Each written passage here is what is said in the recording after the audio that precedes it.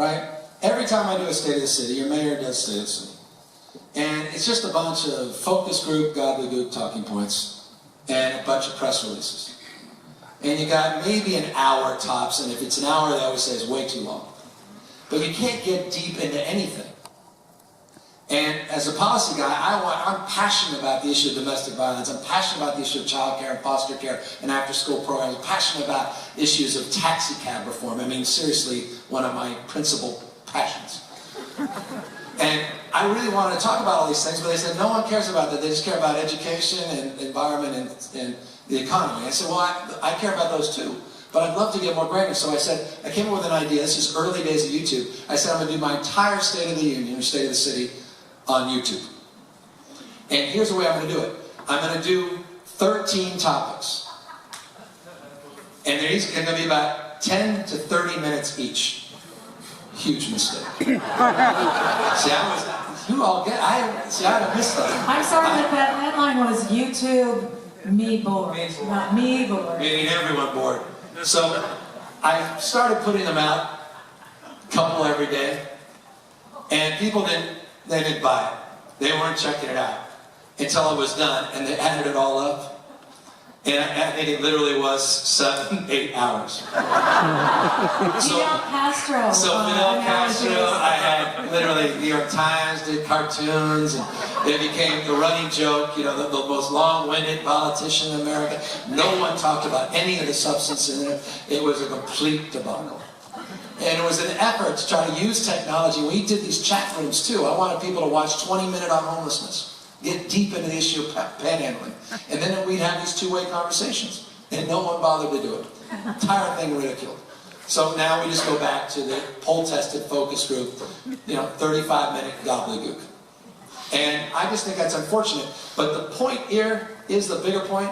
You know the biggest problem? I come from the private sector. And again, I say this only to say that I've got about 1,000 employees, 17 business. I actually have a failure award in my business. The person who screws up the most and the biggest gets an $800 bonus.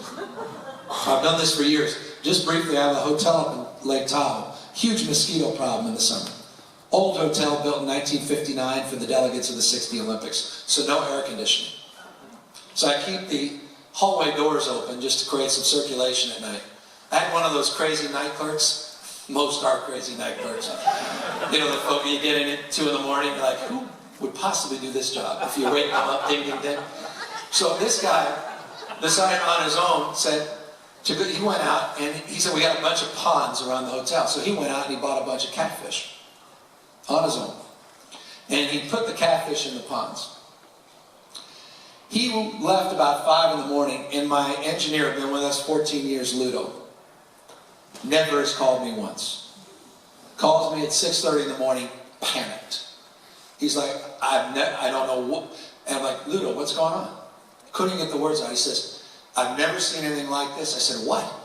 He goes, Ludo, what the hell's going on? He goes, well, there's fins, there's eyes, there's carcasses of fish all over the hotel. I've never seen anything like this. He goes, I'm gonna get back to you. He hangs up. I'm like, what the hell's going on? I'm panicking now. About an hour later, Ludo calls. He goes, I figured it out. I said, what? The hell happened? Was there something? He goes, you know that crazy night clerk? I said, I know. What? He said, apparently he went out and bought catfish. I said, for what? He said, well, he put them in the ponds. He thought the catfish would get to the mosquitoes and reduce the number of mosquitoes at the hotel to solve the problem.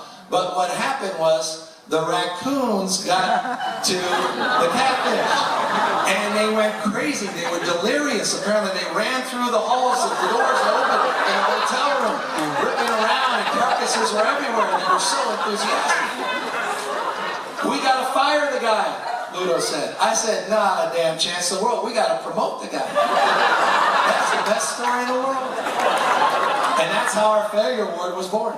And we went to all the 16 businesses and we celebrated his ingenuity because, you know what, he stepped up and he stepped in. He wasn't inert, he was active. He participated. He didn't just talk about the problem, he tried to go out and solve it. It didn't work, but at least he tried, and we all learned a lesson. Fast forward to my point. In government, you don't see that. YouTube, me bored. Why the hell would you take a risk? Why would you say what you really think about the death penalty? Not one statewide Democrat came out to support the repeal of the death penalty last November. Not one came out to support the repeal of 3 strikes. Democrats. How many statewide Democrats support? You may not agree, but I swear to you, I've not met one privately that hasn't said that they support the legalization of marijuana. I have not met one. Maybe you have. I haven't. Not one has publicly said it. Hell, where was everyone in 2004, 5, and 6 on gay marriage? There's no reward for risk-taking in politics. There's no reward for saying what you think.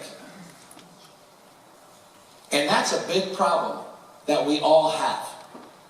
It's the greatest distinction between why Google's a success and why government operates on the leading cutting edge in 1973. And we have to reconcile this, and again, these are the principles in this book. And by the way, I'm not saying this to pat myself on the back.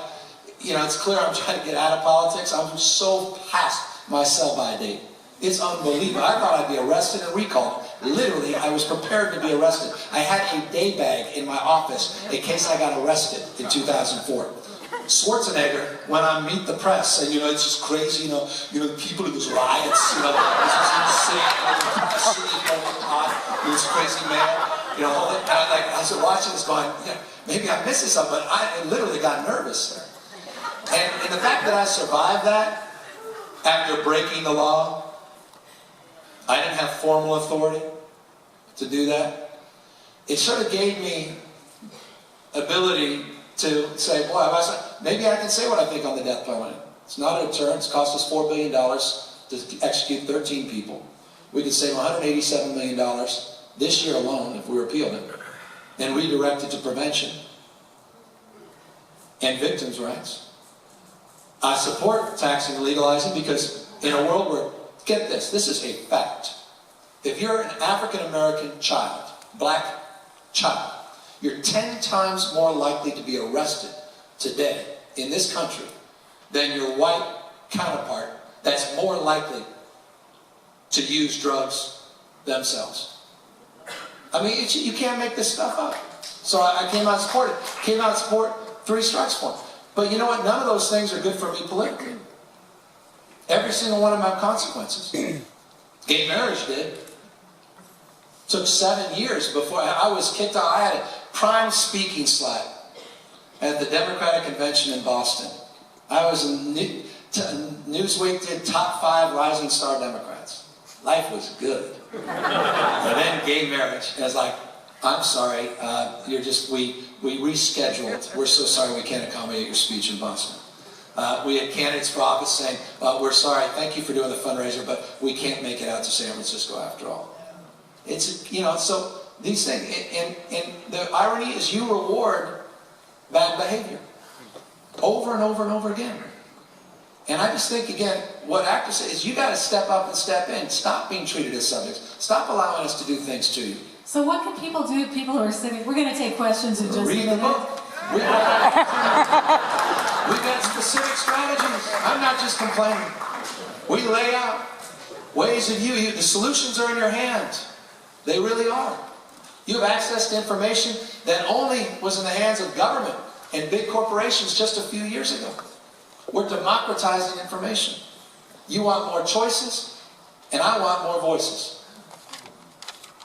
And I think we have an extraordinary opportunity here to do something radically different as it relates to reimagining what our cities and this state and this nation can look like in terms of participatory democracy. And social media provides that platform for participation in a way none of us could have imagined just a few years ago. Why don't we take some questions the last 15 minutes? We have people with microphones who are circulating.